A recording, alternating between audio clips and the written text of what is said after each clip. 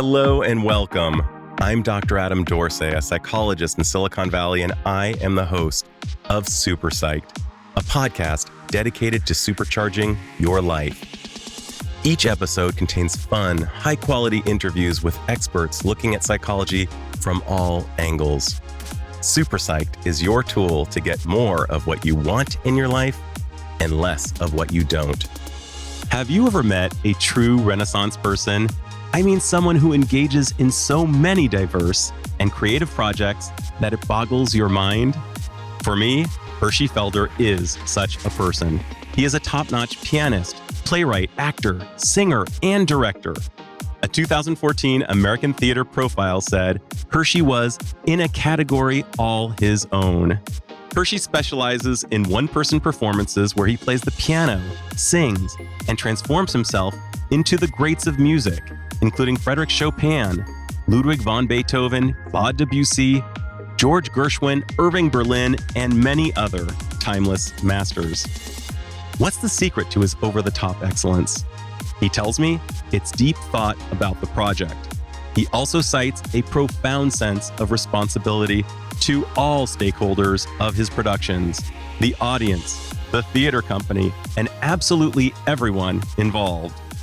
Hershey has made his plays available online for purchase during COVID, and simply put, they are mesmerizing. I've never seen anything like his shows. I feel smarter and a sense of deep satisfaction after watching them, and I recommend that you check them out. In addition to being a genius of creativity and performance, Hershey attributes much of his learning to his highly accomplished wife, who was the first female Prime Minister of Canada, Kim Campbell. So listen in as Hershey and I talk about his secret ingredient for excellence, responsibility. Hershey Felder, welcome to Super Psyched. Thank you for having me. It's a pleasure.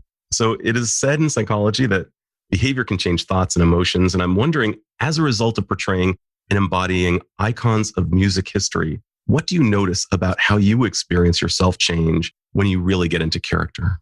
Well, I come from the technique of doing this that I don't really change.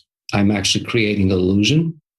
And I don't think anybody who is really in control of the form of what it is we're doing going on stage, whether it is at 3:00 in the afternoon for a matinee or at 8:00 in the evening, or, whatever time it is, or in the case of these broadcasts from Florence, 2:00 in the morning, that we sort of become somebody else all of a sudden. I don't think that ever happens for anybody. And certainly if you're a working artist, you're relying on the craftsmanship in order to make these things happen. So what are these things? It's really creating an illusion, but it's understanding what elements of what you do create that illusion. Where I do the learning in terms of the character is being stunned on the other end of it at how these people were actually so brilliant, or their circumstances were such that allowed them to be brilliant in what they did. And I just find that it's all about craftsmanship. It's all about knowing. It's all about knowledge. And when you create what it is you do in front of the audience, it's about piecing all the years that you have spent studying and taking that information and crafting this illusion based on what you imagine this person might have been, or you imagine how they may have portrayed themselves to the public, or how they may have dealt in their art. But there's never any sense where you give yourself up, because the moment you give yourself up, you're out of control. You're not an artist anymore. You're just, it's just a sort of wild, off the rails kind of thing. And you have to maintain the craftsmanship and the shape of the story that you're telling. So I think, to answer your question, I don't ever give up myself to that degree. I just give the illusion that I do. And yet I wonder if there is a part of your thinking that is impacted. I would imagine that something must shift by virtue of the fact that you are feeling into your perception of the felt experience of a Tchaikovsky, a Beethoven, that in some way you see the world just a little differently after trying to step into their shoes. Again, it's all about knowledge. It's not about stepping into their shoes, because when I step into their shoes for the public, that's already after much of the work is done. There, I'm just sharing with you what it is I have learned. the important thing is to understand, from my point of view, how small I am vis-a-vis what these contributions of these other people were, and to project how massive their contributions were, not how wonderful I am or how great it is that I'm doing this thing. That's not what it's about. It's never been what it's about. Sure. Anybody who would think that that's what it's about is missing the point. It's really about understanding the depth of who they were and how they affected the world. And in my case, being awestruck all the time at how really great and genius these contributors were, and having that respect. You know, there are certain cases where there are character attributes that I don't like myself. Well, you have to love your characters and yourself being the character when you actually portray them. So you can't be judgmental. Sure. You really have to just merge with it. Well, no, it's not merge. You just do it. You know, it's an error to think that you become somebody else. You don't. Nobody ever becomes somebody else unless they suffer from some kind of illness, you know. I mean, and even then, they don't really become somebody else. It's perception. Sure. So, you know, and that's an important thing. It's a very big mistake for people to think that we actually become other people. We don't. We just give the illusion that we do. And that's what's magical. And we create the idea and we create the reflection so that people can actually look into that mirror of art and see the world a little bit differently. That's what, to me, art is about. It's about the craftsmanship. And the magic happens after. It doesn't happen during. It happens as a reaction, and it happens all the way the process of creation. Similarly to a painting, you know, every time you see a painting, your reaction to it, the artist doesn't feel anything. The artist's long gone. The painting is there. It's a little bit similar to a degree, of course, not entirely, because, of course, you know, you are in the act of creation. But it's the result of the act of the creation that's relevant, not the process of it. And of course, for the artist, the process is the most fun. The discovery of learning how to create a character that will actually have an impact, trying things that will have an impact, because it's a living, breathing exercise.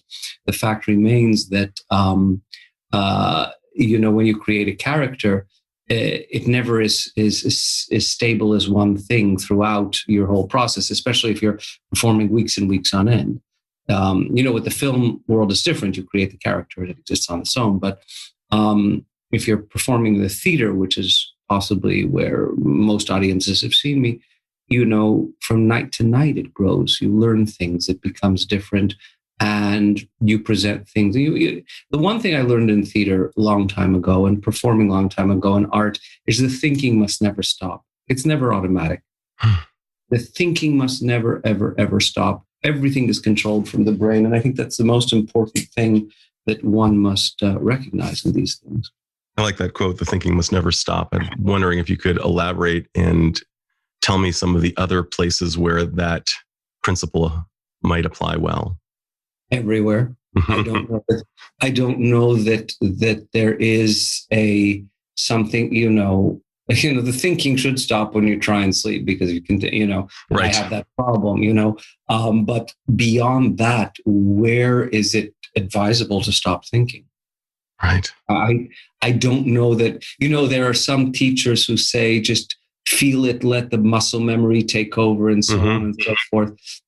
You know, even then, you know, and in terms of physical action, yes, you know, fingers or singing, whatever it is, yes, there is a certain muscle memory that must, but you can't stop thinking. You know, the moment you stop thinking, it doesn't work. And what are you communicating if you stop thinking? And besides, when you communicate, what are you communicating? You're communicating something from up here. It's not some magical, you know, ephemeral place that sort of exists in the ether in some. No, it's all born of thinking. And that's what makes us a little bit different, I think. Right. And I concur wholeheartedly that thinking should stop when we're going to sleep. I too suffer from that affliction. It's not particularly delightful. Complicated, yeah. And yet now neuroscience is showing us that there's some wisdom to our gut. And because there's actually neuronal activity down there. And it sounds like you really favor the neuronal activity of the brain over perhaps Are you able to harness the neuronal activity? The problem with the neuronal activity in the gut is it leads to much too much cheesecake, and then you suffer, terribly. And I've been known to suffer from those things. So it's all based on the brain. People talk to me about being so disciplined. Well, I'm not so disciplined, but I do know that if I have to fit into a costume, I can't, eat Chinese food 4 times a day and think it's going to happen. So,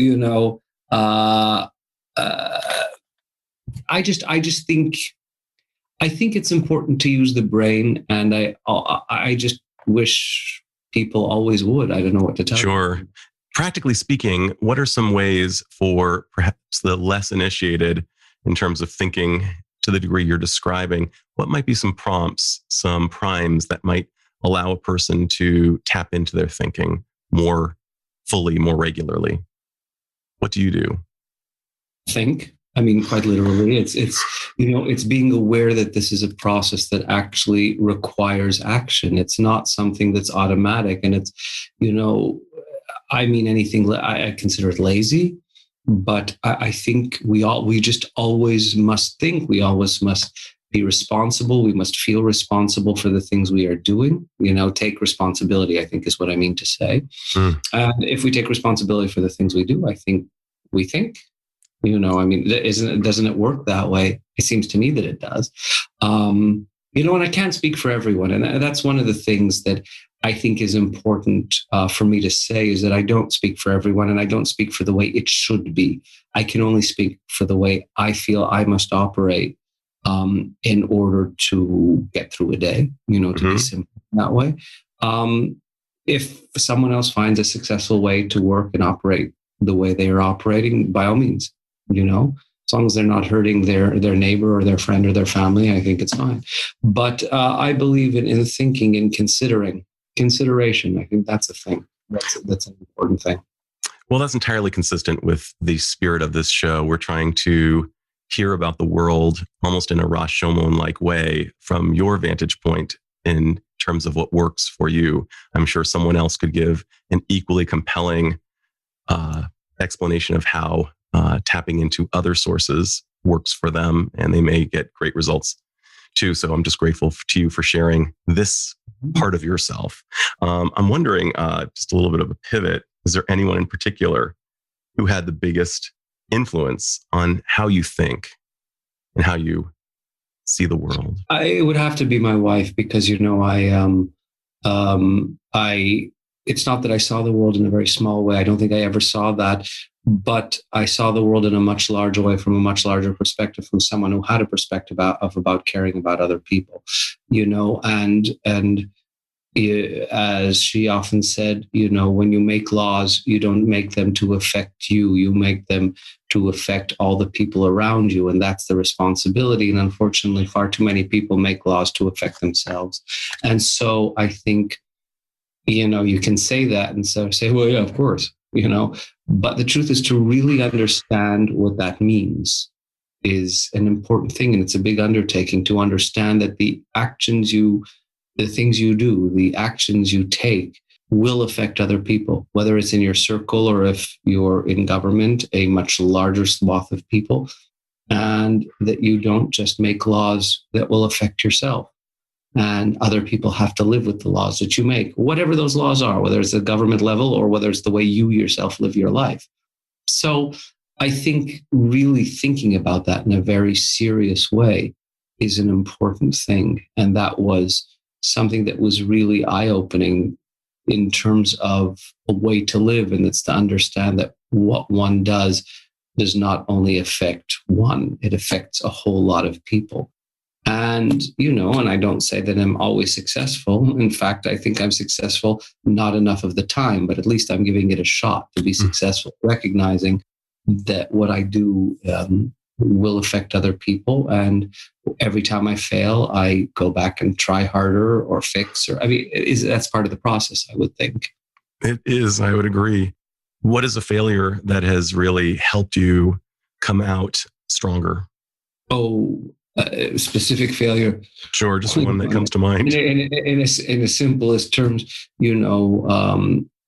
sometimes simplest, playing the piano without thinking, or getting in my way of what I have to do. It's those kinds of things. It's about learning from what doesn't work and then becoming better. Being quick to, I don't want to say anger, but being quick to impatience, I think, is a problem. Although I can be very impatient when people don't respect other people and other things. And I mean, the source of my grave impatience is when other people do not respect other people around them. And I get very impatient with that. But it's, I'm learning as I get older to err on the side of generosity. And it's less about condemning than it is about teaching and saying, perhaps there is another way to go about this. Interestingly, when I see things online, it's only very recently, very since COVID, in fact, that I've been asked by the fans to write on Facebook a little bit more about my, give people a more interview, so to speak, of what it is I do and how I do it and so on, and my experiences, and writing articles and so on and so forth. Because before that, I would perform and give the odd interview, and that was it. And, everybody, every now and then somebody comes up with a snide comment, not necessarily mean or rude or nasty, but just snide because they think they're funny kind of thing. And so it's erring on the side of being generous when one responds. And I think the idea is not to be nasty back. That doesn't get anywhere. Right. Instead, but to find out, I'll give you a perfect example. In something not too long ago, there was a long blog story that I had written with photos. And, somebody asked, this photo, whose piano is it? Huh. And in the blog, I had written very clearly whose piano it is. No, it wasn't my piano. It was a famous person's piano. It was a photo.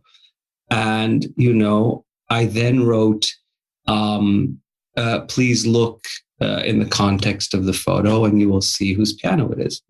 Nice enough. Totally. Fair.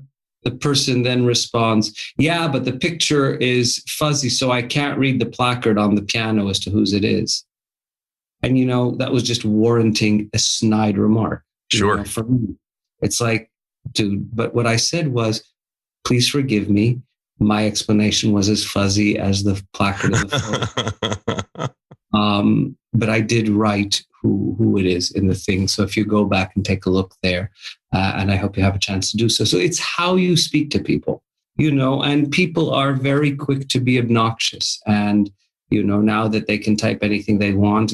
So what I've taken to is to making sure that before I respond or before I say anything or before I talk to the public, whatever it is I do, once again, I activate that thing that we all have, the brain, and I think, do I want to be quick to be testy? Do I want to be quick to be rude? Do I want to be one up? And it's very easy, especially if you're a comedian from the stage, which I often am, to be a smartass, if you forgive me. And and in my early days on stage, I was able to be never mean, never rude, but I was always able to up once because you're standing on stage and you're quick. Somebody asks a stupid question, you can get back with a snide answer. I just said, you know what? It doesn't say anything about me if I'm snide. It doesn't say, sure, I can do it. What's a big deal? But what does it say about me as a person if my whole go-to place is to be clever by half? Sure. So to me, that was a great learning experience as a human being, is to actually temper the things that are said, because as we are seeing, as we well know, words do actually mean something. They do. And they are one has to be very careful with what one says. Very, very careful. And not because one has to be calculated, but one has to, going back to my wife's whole ethic, when you say and do things, it's not just you that you're affecting. You're affecting a whole lot of people and a whole series of events, which doesn't mean you calculate, well, if I say this, this will happen, and so on. But err on the side of better judgment, I think, is what I'm doing as I grow up. And as I watch people just froth at the mouth, and it's happening all over the world, in particular in America at this point, and no matter what anybody says, it's all this nasty stuff. And I'm thinking, okay, well, where's that getting anybody? Okay, well, what's this doing? How's this helping anybody? So that's my erring on the side of being generous. And it all comes down to being wide open-eyed to the fact that there are other people, even if it's your own family, who are affected by the things you say and do. I love that generosity is one of the places that you try to orient yourself. I think that's a great one. I think the world needs that right now. I think that would be a great prescription. I also, what's that? Yeah, think. I do think. And I also think that I'm going to use a cliche, but you're calling on your better angels as you do that. And neurophysiologically speaking, it's very gratifying to just hang out in the amygdala or deep in the limbic system and say something in the moment that feels snide or one-ups. But it really doesn't lend itself well to bettering human relationships in any way, shape, or form. One of the things that a professor who knows psychopathy better than anyone I've ever met has actually acknowledged that teasing can be a form of sadism. And instead you're going to a place of generosity and trying to make that your default mode, quite intentionally. It is a form of sadism. And I don't think teasing, it's very easy. First of all, it's easy. It's the easy way, it's easy one-upsmanship, big deal. But I also go with an ethic that I learned very young in Jewish school, and that was insulting somebody in public or embarrassing them is worse than killing them, which is actually, comes from the Talmud, and it's true. Embarrassing somebody is, so what's the point of embarrassing somebody? Where does that get anybody? It gives you an ounce of power for a minute. Well, good for you. So I'm not of the mind that as I get older, that should be okay. And I'm sure I was not quite guilty of it. I'm sure I was unconsciously guilty of it because I had a mouth as a kid. But as I get older, I realize one must take responsibility. And it's, but that's also, I believe, about people. Learning is important. Educating is important. Nobody comes to the earth fully formed. We all have to learn how to be and learn how to behave and so on and so forth. And I think that's part of what we're doing here is learning how to just be better. And that means taking responsibility to be better. And I don't take responsibility for anybody else. And I don't advise everybody that you need to be this way. But I can say for myself, look, there are things I have to be better at. And I'm going to make a go of it and teach by example, if anything. I'm wondering, in a practical sense, how do you better yourself? How do you improve your thinking? How do you edify on a regular basis? Again, I go back to err on the side of being generous, because the temptation to be quick to anger, the temptation to be quick to disparagement, to be quick to insult, whatever it is, when something doesn't go your way. So it's about managing that. I don't forego the fact that sometimes it is important to raise your voice. I can't stand when I have to do it. And I will say one of the silver linings of this horrible, horrible disease is that I'm in a different place now in terms of just having to deal with everyday business. I can make decisions by email and explain them and take time to think and say, this is the best way to say this. But when you're on the hot spot 8 times a week in front of a public, dealing with all kinds of organizations and all kinds of things, some are not always attentive. My biggest quick to anger, it's not quick to anger because that's not really what it is, but quick to impatience is what it is when people, in the business, say, are charging good money from patrons and not doing their best. Because that to me is stealing, it's fraud. Mm-hmm. It's almost like we're in contract with you that you will do your best when you're on stage. Yeah. If we are going to give you our time as well as of course money. Yes. And so if people are not as concerned about that responsibility of the people who have to be to make it happen as I feel necessary, for me, I am very quick to impatience. But I never insult personally. I don't do that, you know. Just a bit of a pivot. You're a musician, an actor, a singer, a storyteller, and a playwright, among other things. It's hard to imagine. What other things? Well, you appear to be a mensch as well. You seem to really care. Well, you know, I don't. I may appear. I try. I'm not always a mensch. Of course, that's all we can do. As a psychologist, I would. I'm making an effort. You know? This is. We're all works in progress, but it's hard to imagine more of a Renaissance man. You have a residence in Paris, and now you're living in Florence, the birthplace of the heart of the Renaissance, where Leonardo and Michelangelo and all the other great artists lived. Not all, but a great many. And I'm wondering what made you choose to live there, and how has the city itself or the location influenced you? Well, it's the center of the artistic universe and history, so it's magic. I mean, everywhere you go, it's histories and art and beautiful things and making the world more beautiful. So it influences every day. Anything else you can say about that? I've been to Florence. I've been to Italy. I agree with the magic. Can you just expand on that idea of the magic itself and just how perhaps the ions influence you? Every day I am happy when I wake up and I look outside and that's how it influences me. That's lovely. Hershey, you're married to Kim Campbell, a former Prime Minister of Canada.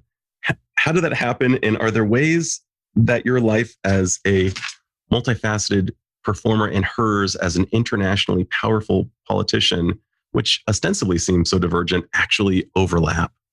Say that again. Sure, it was a mouthful. It was a network glitch there. So well, sure. On some level, you would think that a multifaceted performer and an internationally powerful politician, that the worlds would be divergent. And yet, I imagine also that your worlds really overlap quite a bit. And I'm wondering, what are the points in common that you share with your wife in terms of your ostensibly different worlds? Moral responsibility. Can you say more about that? Is it what you said before, basically? It's pretty much what I said. It's what I said before, moral responsibility. Yeah. Hershey, so much of the music actually. Oh, and how did the two of you become a thing? How did that happen? That's not exactly intuitive. We met in LA, and I gave a concert in Kim's honor, and we became fast friends, and that was 28 years ago. So it's been a while. Congratulations. That's really wonderful. And it sounds like she has a huge impact on your life. She absolutely does. Yes, absolutely. Yeah. So much of the music, actually all of the music, has a story behind it. I'm wondering, what are some of the stories that touch you the most personally?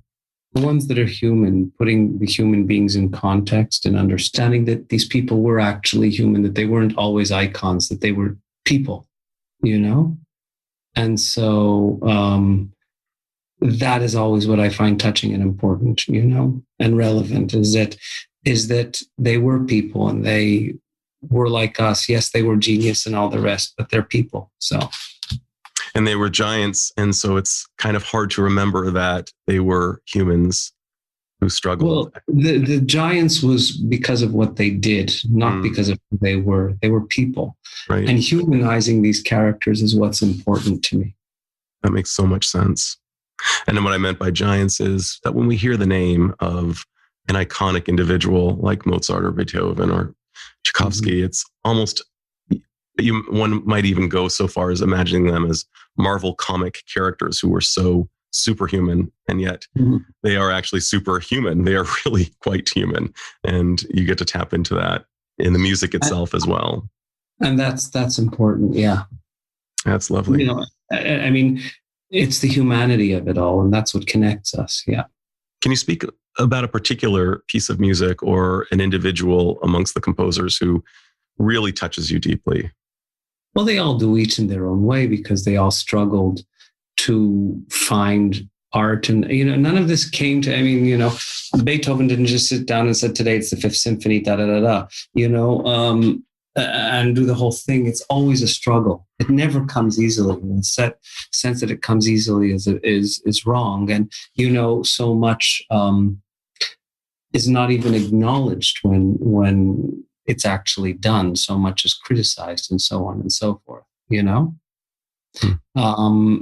So understanding their struggle to keep on going and to keep on creating is what's always touching, regardless of what's around them. It's about continuing to create and continuing to work and continuing to be serious. And in general, that's what I find to be the touching thing. It's interesting, as I hear you say this, I don't think the bridge between these musical giants and Rocky Balboa is commonly acknowledged, but the first Rocky film where he basically said, I don't care about winning. I just want to go 15 rounds. I want to persevere. I want to stand back up after I get knocked down. And I imagine that you, at times in your creative pursuits, plateau while you're working on something. And you said that patience is an issue for you. I'm wondering, how do you power through it? How do you persevere in the face of adversity, or when you're trying to work through something that's really hard? Responsibility. Responsibility to the people who've paid tickets, responsibility to, that. The responsibility. Just the awareness of your responsibility causes you to power through. It's you have responsibility. You take on responsibility. You have to feed the people who are counting on you. And if ever you head through a difficult time, you go, sorry, but get to work. You have things to do. There are people who are counting on you, and that's the big deal. Always helps. Yeah.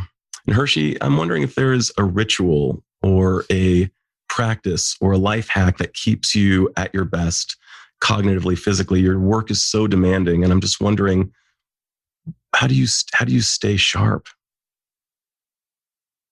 Responsibility. I know it sounds like a broken record, but it's true. It's just, it's necessary to recognize that people are counting on me. And just because people are counting on me, I have to get through it.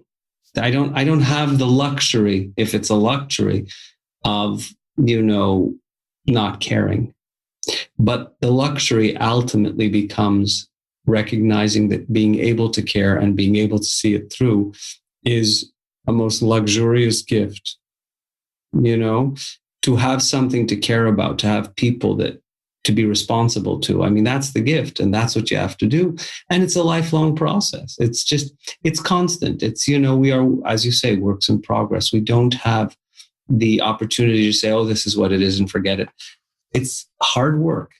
And I understand how lucky I am to have the luxury of being able to do the hard work. It means a lot to me that you say that, because it sounds like you're giving respect to the place you've arrived and recognizing the responsibility therein, that with great power as a byproduct of hours, thousands, literally tens of thousands of hours poured into it, and the community that you have basically carried with you. I won't say carried with you, but that relies on you. But recognizing that this is a place that you're grateful to be, that you could be, doing something that would be less self-actualizing, and realizing, oh my gosh, I actually get to do this in this life. Almost seeing it through the lens of radical amazement. Like, wow, I get to do this. Yeah, it's wow, I get to do this, but also, wow, I get to do this. Almost be careful of what you asked for. Yeah, it's been so wonderful speaking to you. Likewise. This is Dr. Adam Dorsey thanking you for listening to Super Psyched. If you know anyone who might like it or who might benefit from listening, share it. And if you like the episode, please hit subscribe.